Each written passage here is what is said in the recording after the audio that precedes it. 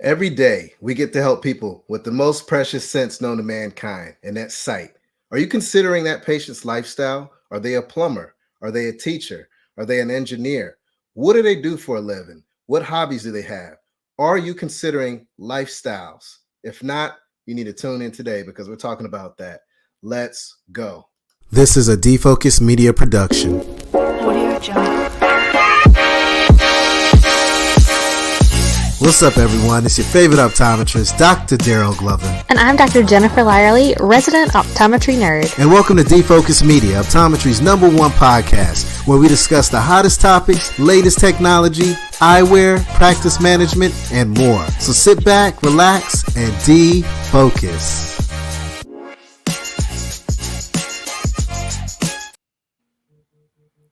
What's up, everyone? It's your favorite optometrist, Dr. Daryl Glover. Super excited today because we have another incredible show. And today's show, I'm super excited because we're going to touch on something that is very near and dear to my heart, and that's considering what patients do for a living, their lifestyle. So we're going to have a real conversation. We have a team of experts. We have the one and only, the one that I adore and love when it comes to any professor out there, Dr. Erin. How are you doing today, Dr. Erin? I'm great. Thanks for having me back, Daryl. Thanks so much for, taking the lead and taking the charge on really educating the future, educating our students, our new graduates, and some of us seasoned ODs that need a little knock on the head to remind us about what we need to be talking about in exam lane. Thank you so much. And then we have the one and only Dr. Gaby, who's doing everything from legislation to educating about contact lens in that exam lane, and entertaining everyone out there in the eye care space because she just has that secret sauce to take that patient care to the next level. How are you doing today, Dr. Gaby? I'm doing awesome. I'm excited for our case today and to talk about some interesting things. Yeah, I'm super excited as well, especially just to hear all the knowledge and the tips that you're going to bring to elevate what I do in the exam lane along with my colleagues and the students out there. And then last but not least, we have a student with us. We always like to bring a student on to engage and socialize a case to take their skills to the next level with a team of experts. And tonight's guest is Ryan Kobayashi. How are you doing today, Ryan? I'm doing great. Excited to be here. Thank you for having me. Hey, man, we're super excited to have you. And, we were chatting a little bit prior to going live, and I was asking you a little bit about your background, but I want the whole world to know who you are. So if you don't mind sharing a little bit about your background and maybe a fun fact as well, my friend. Yeah, of course. So my name is Ryan Kobayashi. I'm a third year, going into fourth year now at the Southern California College of Optometry. I was born and raised in Torrance, California, and I did my undergrad at Boston University. In terms of fun fact, I guess maybe I was on the ski team in Boston University, so I don't look like it, but I did ski. I do ski a lot, so that's my fun fact. Hey, man, I'm nervous to get on any kind of slopes, man. I've never skied in my life, and I told myself at some point in time I'm going to make it happen, but I'll live through you until that time comes. But man, you got a fan club out here tonight, my friend. Everyone's like, "Yay, Ryan! I go to school with that guy. Yay, go Ryan!" Wow, ski team. I guess you're dropping gems that they didn't know about you as well, my friend. So super excited to get this party started. For those that are new to this series, I want to thank our partners over at J&J Johnson & Johnson Vision. They have done a fantastic job for our students, fighting for our rights when it comes to legislation, but most importantly, making eye care a better space. So I want to thank Johnson & Johnson for this partnership with Defocus Media. How we're going to get started is basically with Dr. Erin and Ryan talking about a case. So we're going to switch it over. Myself and Dr. Gaby are going to tap out. So we'll see y'all later. Oh, and we are going to give some gift cards away. So stay tuned till later. All right. Okay, let's see. Okay, I think I see the slides up here. All right, Ryan, we're going to get started. Thank you so much for coming on with us today. As Ryan said, he's getting ready to transition from third year to fourth year. So next week starts fourth year rotation. So I know there's a lot going on for you, for a lot of people in the audience. So I'm glad that you guys were all still able to kind of tune in and hopefully kind of hone our skills with our contact lens patients. So thank you again to Johnson & Johnson for sponsoring this whole series. We're kind of coming to the end of this year's series of Grand Rounds. So we want to thank our partners at J&J who have been so generous to help us kind of get this up and running. All right, so let's get started here.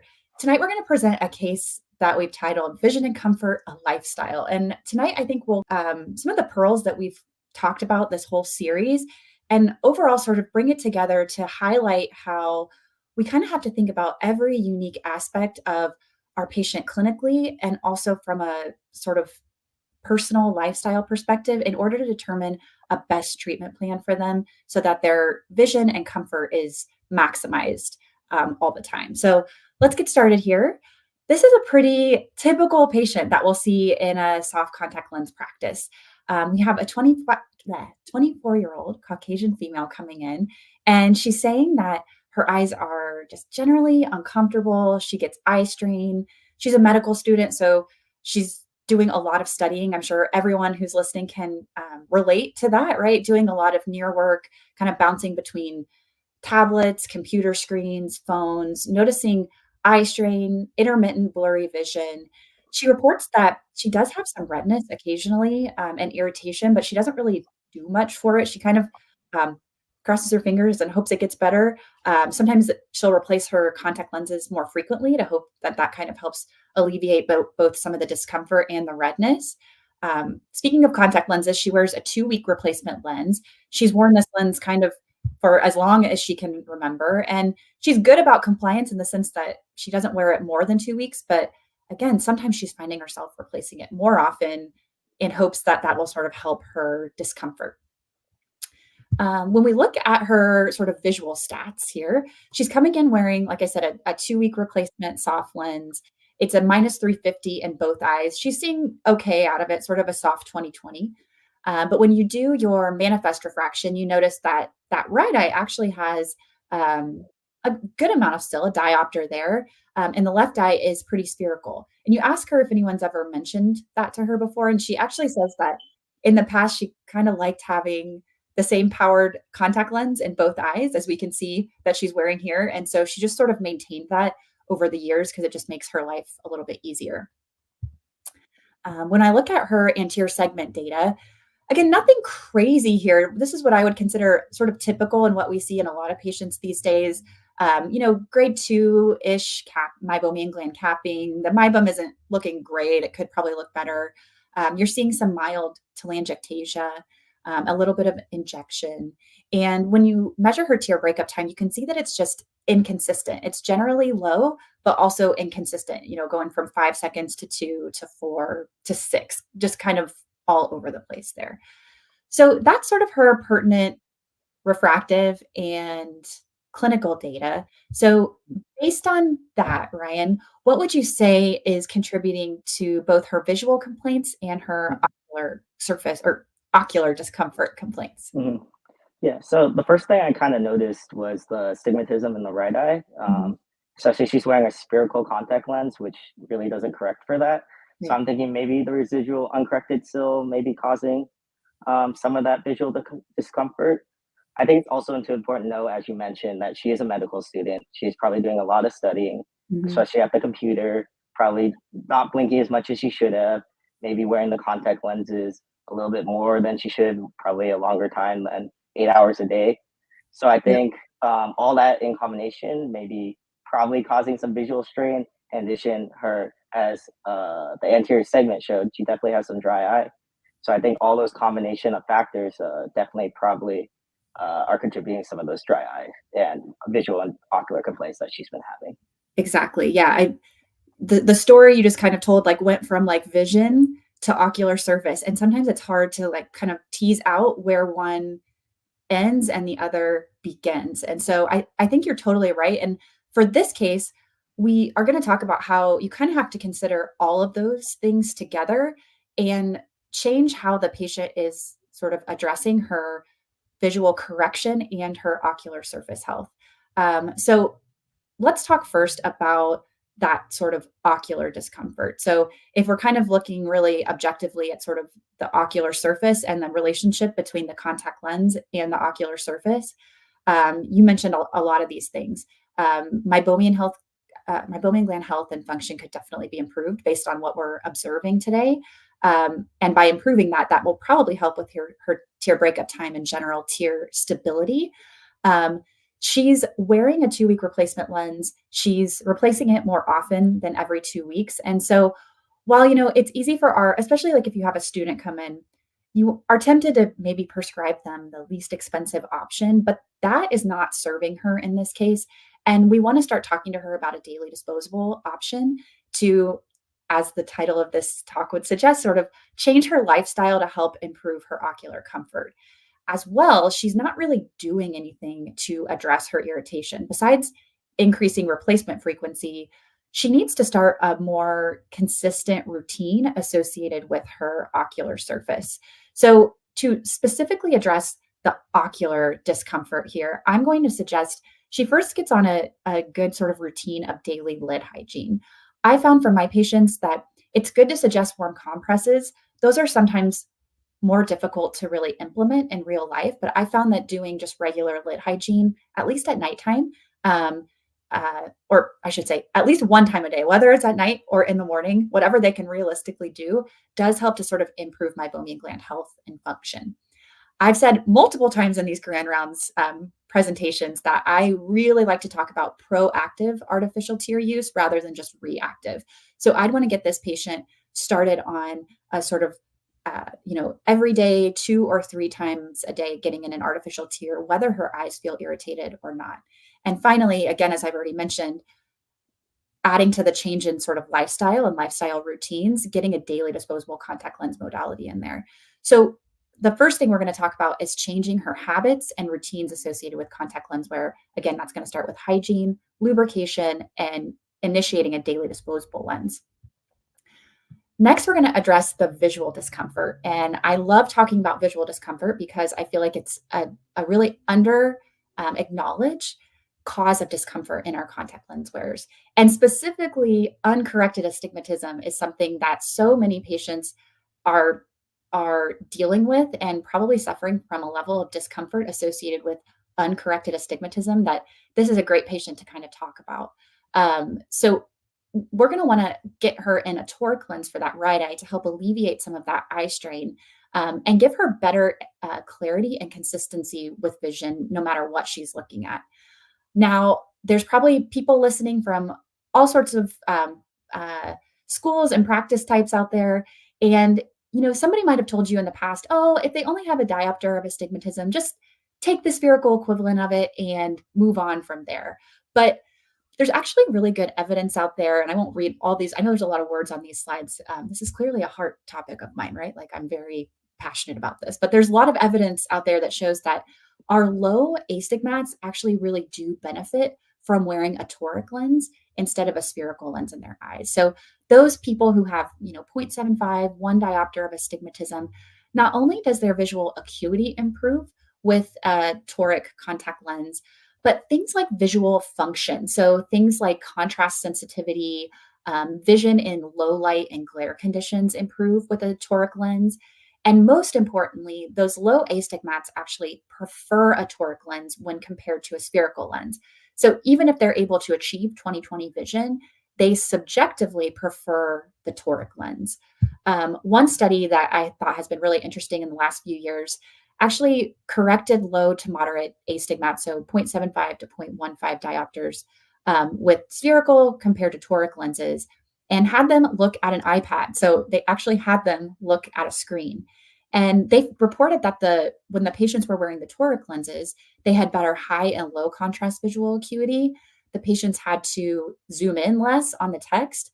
And probably the biggest headline from this is that 85% of those low astigmats preferred looking at a screen when they were corrected fully for their astigmatism. So if that doesn't convince a practitioner to, try that toric lens, I'm not sure what would. Another really interesting trial found that, again, sort of what we've talked about at the beginning of this case is that it's sometimes hard to separate ocular and visual comfort, but patients who had better subjective vision, so patients who liked the vision better with whatever lens they were wearing, be it a toric lens or a spherical lens, also felt that the lens was sort of more comfortable ocularly. They reported better ocular comfort. So visual comfort is related to ocular comfort. They are the same thing. They're hard to separate. And so by maximally correcting our patients' vision, we're also going to maximally correct their comfort. So that's why it's so important in this case to make sure that we're prescribing a toric lens for that right eye, even though she only needs a lens in one eye.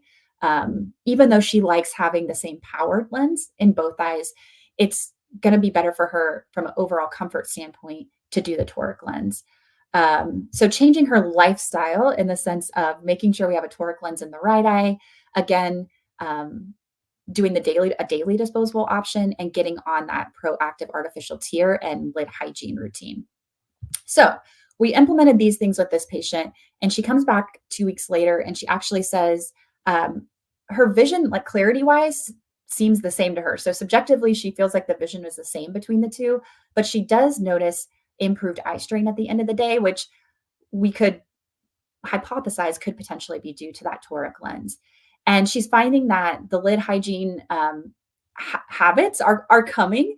It's easier for her to do them at night.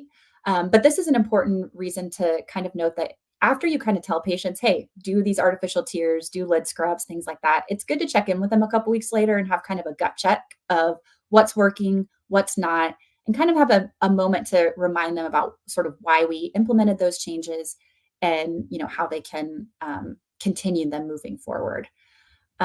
So I guess I want to bring Dr. Gaby in next, and I want to talk to her about the decision on a toric lens here, specifically how you might choose a toric lens for a patient like this.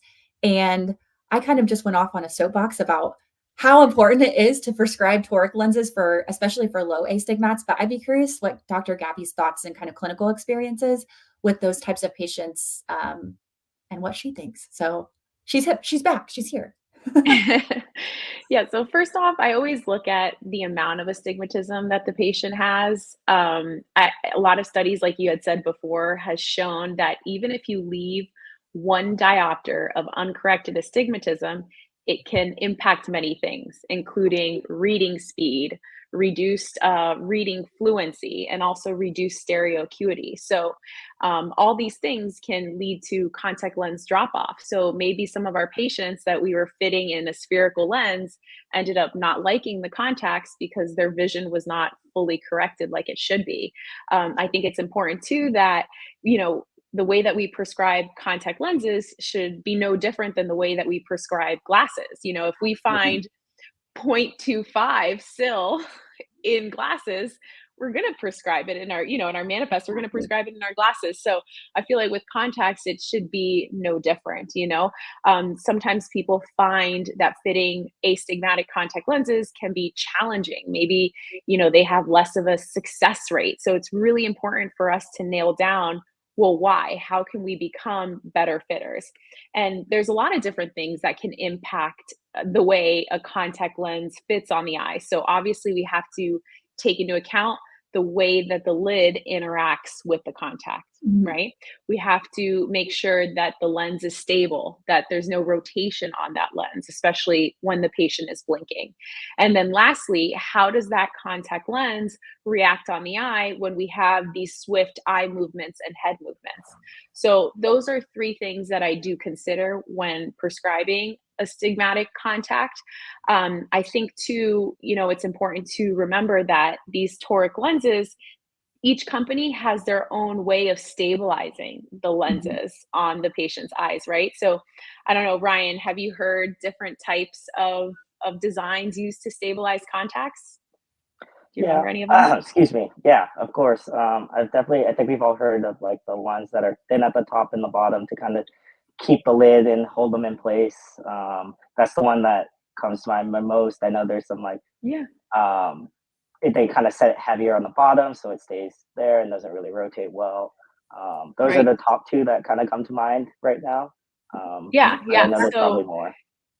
Right. So there's 4 main ones. The first one is prism ballast, which is what you're talking about. So these lenses have a thin apex up at the top and a thick base. Okay. Then there's peri-ballast, which these lenses have almost like a peripheral ramp where you will still get an inferior thickening, but it's got nothing really there in the center zone of the optic zone. So those 2 lenses are very dependent on gravity. Okay. So these type of lenses can be challenging on someone who has, fast head movements or eye movements, maybe someone who's playing sports, or maybe someone who has a slight head tilt, or like to watch TV while laying on their pillow, things like that. So something else that I think that needs to be taken into consideration with these two types is that a lot of these prism ballast designs can cause vertical prism. And we know that when we fit glasses, we have to pay close attention to all the little measurements that are taken within the glasses so that we don't induce any vertical prism, because even inducing 0.5 vertical prism can cause astenopia, headaches, and visual discomfort.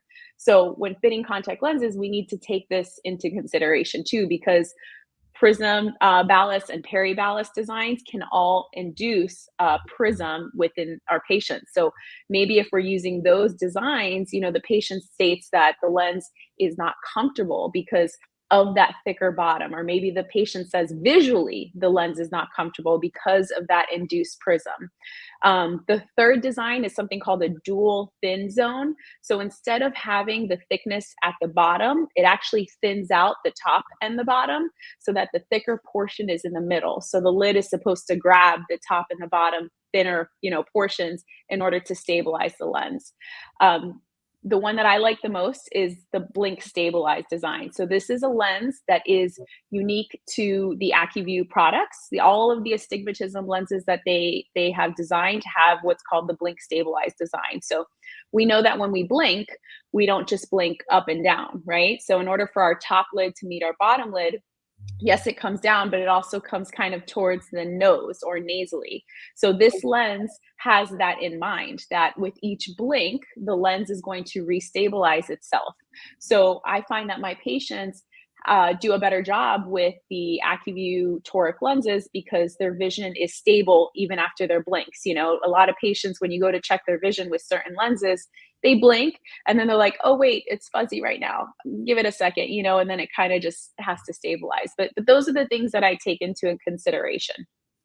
Yeah, it's good to think about the type of prism that the lens you're using or maybe pulling from your fitting set is going to introduce to the patient's eye, especially, for instance, for this patient, she only needs a toric lens in one eye. So if you choose a prism ballasted lens or a prism based design, you could have that sort of vertical jump in one eye compared to the other, which can cause that disparity. So knowing how your lenses are stabilized is so important. I actually talk to my students about that a lot because sometimes it's easy to not think about that. You just pull whatever you can find.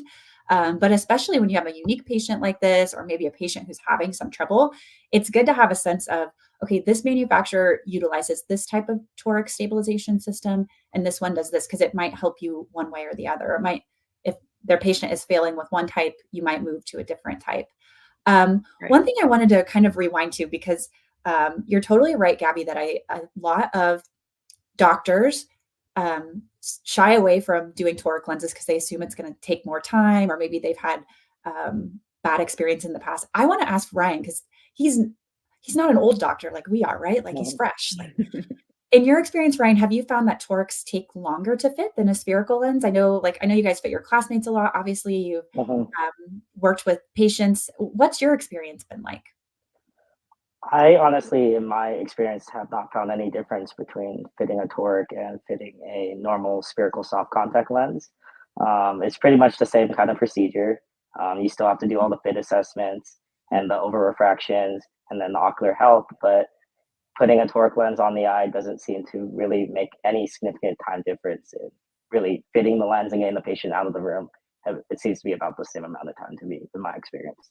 Yeah, I figured you would say that because, again, your only experience with soft torics is with the modern designs that are on the market today, and you haven't been able to develop those sort of like maybe negative perceptions around toric lenses that more established doctors have. So it's so good to say that and hear that, because it underlines how good most of the products are that we have available to us, and we just need to make sure that we're using them right, so that our patients can get the most sort of maximized visual and ocular comfort and sort of best overall experience with their lenses. So awesome.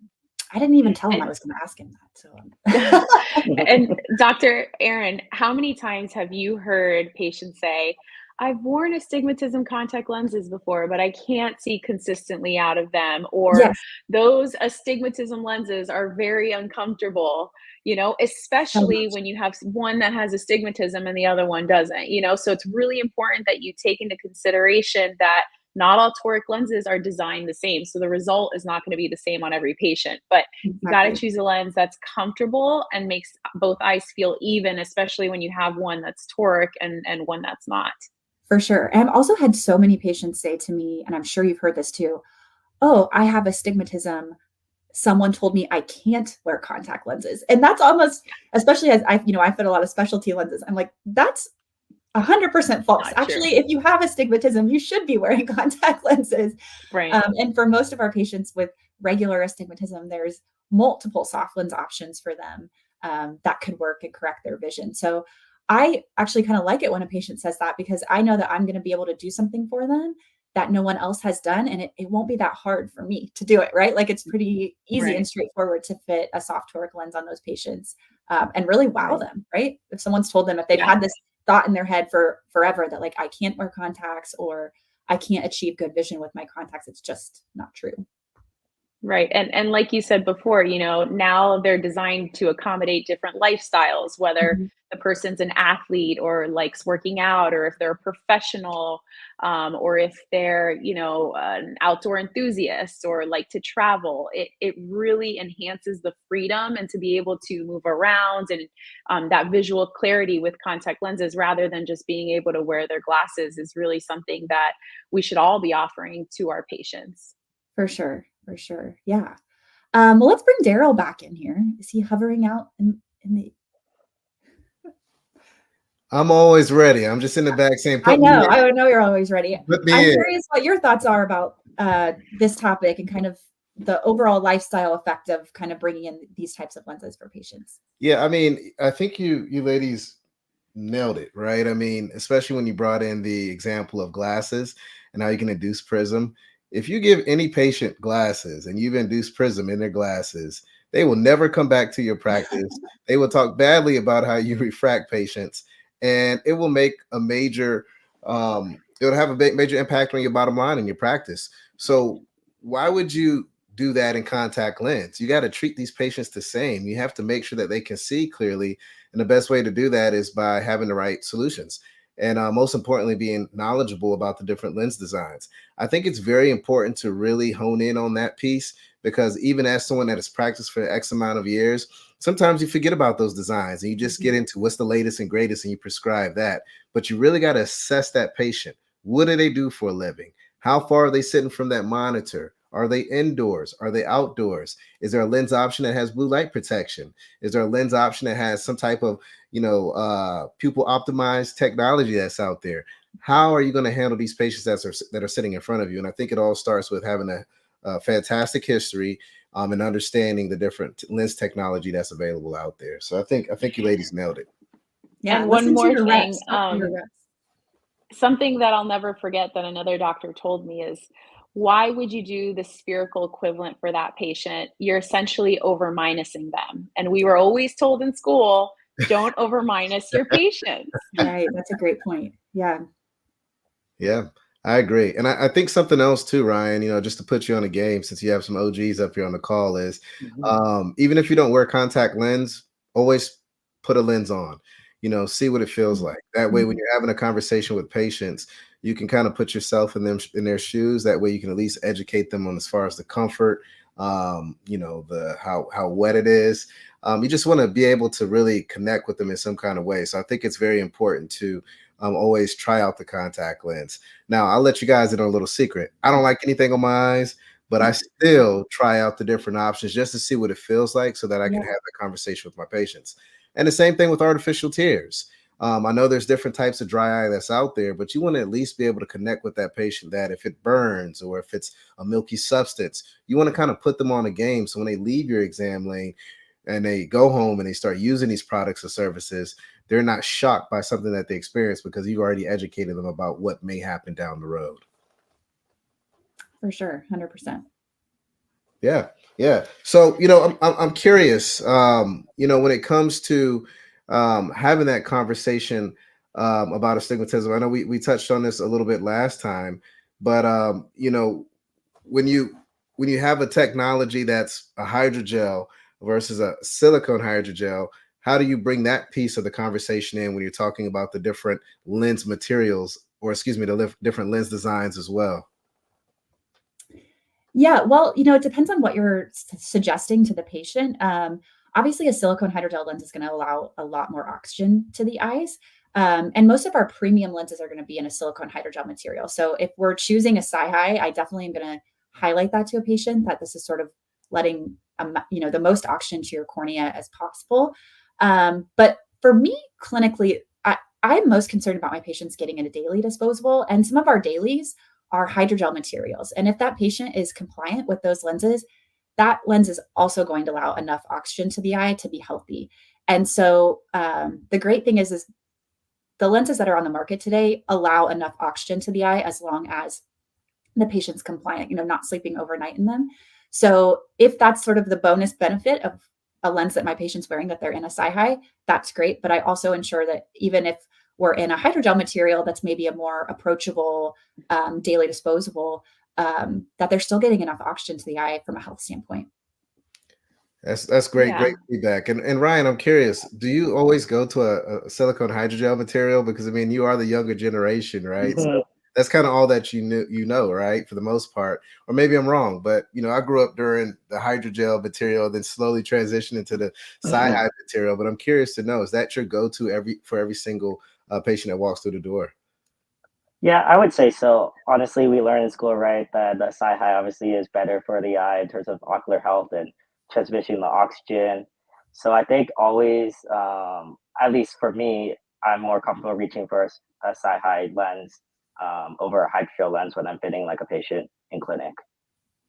And for the expert panel, I'm curious to know, is there a case when you should provide that hydrogel material? Because I know the one thing that I love about Johnson & Johnson Vision products is that they're inclusive, right? They have an option for every patient that walks through your door. So I'm curious to know, what scenario would you prescribe a hydrogel? Because we all sometimes get kind of lost in the sauce with the shiny new thing that's out there. But I do personally feel like there is always an opportunity for hydrogel options. So I'm curious to know what you ladies do. Yeah, so I think hydrogel still has a place. Obviously, like Dr. Erin had said, I will always try to pull for the silicone hydrogel first. But if I get any pushback on cost, then I will say, okay, yeah, there's another option that we can try, and then I will go for the hydrogel option. It's always about planting that seed in that patient's head. Now they've tried what is the best, and maybe next year they're ready to get that silicone hydrogel and upgrade. But definitely you want to try to switch all your patients out from frequent replacement, in my opinion, into a daily disposable lens when you're able to. Same, Dr. Aaron. Yeah, I would say I just here because the academic in me just has to say this. Some people might say that a SiHy material would be more likely to cause things like GPC from like a modulus standpoint, or potentially from a deposit standpoint. That's again more of like the textbook reason. I think in practice and in real life, we see that our SiHy, like daily disposables, have lower moduluses, and they don't deposit as much as sort of like a raw SiHy might. But that said, if you had a patient who was maybe really struggling with allergy or GPC, you might consider putting them in a hydrogel material just to make sure you're kind of doing everything you possibly can. But again, in my practice, I found that if they're in a daily, it doesn't matter quite as much. That's just sort of anecdotally what I've noticed. Yeah, and that's why I love to have these conversations, because we have someone that's in the academic world and we have someone that's out in that private practice world, and you see how you can take both sides Yep. of this conversation and just implement it into your way of practicing and how you see patients.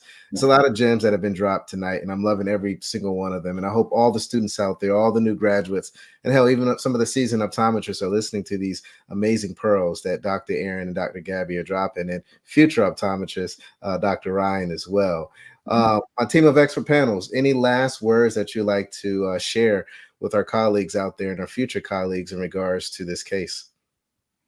I say that I like this case, and I kind of like that this is wrapping up our series this year, because it really underlines how you can't just look at clinical data. You can't just look at the case history. You have to kind of merge them all together and figure out how you can best serve your patient and how your patient can best kind of help themselves so that everyone's happy and so that they're able to stay in contact lens wear comfortably in the long term. So you can't just be a robot like clinician or technician. You have to, listen and have empathy and understand your patient's lifestyle in order to best serve them. So it's a great mentality to apply to obviously your contact lens practice, but really any clinical care. Nice. Yeah. As for me, you may be surprised by how much improvement your patient actually gets by switching them to a toric lens. So always try to reach for that toric if you're able to. And I totally agree with everything Erin just said. Yeah, you have to look at everything. As optometrists, we're detectives. So a patient comes in with a problem, and it's really important for us to address everything. Me personally, when my technicians write in all of the chief complaints in the exam, I make sure at the end I go back and I'm like, okay, did I address everything that patient came here for? And I also always end with, do you have any questions for me, or what questions do you have for me, so that we know that everyone's on the same page. Wow. I mean, just powerful, especially that last line. What questions do you have for me? Because there are a lot of patients that leave that exam room when you don't offer that question, right? They leave the exam room and they will keep that question until next year, or they'll find another doctor because they didn't feel comfortable having that conversation and that dialogue with you as well. So I love it. I love it. I love it. Ryan, you got to lace us with something as well, my friend. I mean, I guess we can ask you, what have you learned from this amazing conversation today with these experts on the panel? Well, I think the biggest thing is something that we're always taught in school is the 20 happy rule. Just because a patient comes in and may have great vision, 20/20 on the chart, doesn't necessarily mean their visual needs are met. So I think it's important to kind of address the patient, see what they need as an individual, and then go off from there to kind of make the patient happy with you as a provider. I love it. I love it. Dr. Erin, I don't know what you're doing over at that school, but you've been bringing some rock star clinicians on this panel, and I'm super excited because, again, this is the future of eye care, right? We have to make sure that we take the time and invest in these students, invest in the future, because they're going to be the future leaders. They're going to be the future educators, and it's important for us to invest heavily in them. So thank you so much. So everyone, we have a giveaway. 3 $100 Amazon gift cards. Are we ready for this? Let's do it. Let's do it. All right. So our winners are Karen Wynn, Caitlin Zoe, Zoe Bowie. These are our winners. Sam from Defocus Media will email you the gift cards within the next 24 to 48 hours. Thank you so much, everyone, for tuning in. This has been a fantastic series. We are looking to bring this back again, either end of the year, maybe top of next year. Again, we want to thank our partners over at Johnson & Johnson for really holding us down, but again, for really investing in a profession. Without partners like that, our profession, we couldn't push it forward as far as we have. Any last words at all, Dr. Erin, because you've been holding us down from day one with this. Any last words before we close out this series? Oh, I feel like I've talked a lot, but it's been a fun series. And again, I think we kind of rounded it out in a great way tonight. One thing I was thinking while you and Gaby were just talking, that question of what questions do you have for your patient? So many times a patient will look at me surprised that I asked them that. And I almost love it when they do that because no one's asked them that before. And it's just a good reminder to be centered around your patients and their needs. And I think that's really what we've talked about for the last 4 episodes. Yeah, I can tell you that the reason why I do that now every single visit is because there was one patient who I was like, all right, great. Have a great day. They're like, wait, you didn't ask if I had any questions. I was like, oh, okay. Do you have any questions?